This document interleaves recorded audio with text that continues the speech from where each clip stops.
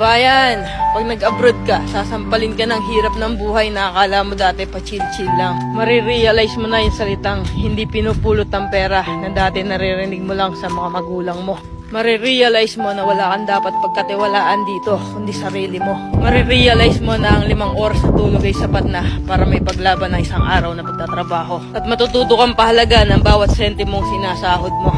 Matututo kang magtiis at magpasensya kahit minsan ikaw ang nasa tama. Matututo kang maging independent o mag-isa dahil wala ka namang aasahan dito kundi sarili mo lang. Matututo ka rin ditong lumaban kahit ayaw mo na at hindi mo na kaya pero wala ka pa rin choice. Wala kang choice kundi kayanin na lang. Marirealize mo na hindi pala totoo yung sinasabi nila na masarap ang buhay dito sa abroad.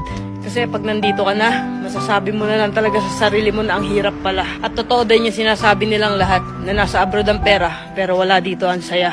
Kaya sa mga nagbabalak mag-abroad dyan, patibayan ng loob dito at bawal ang mahina, bawal ang sumuko.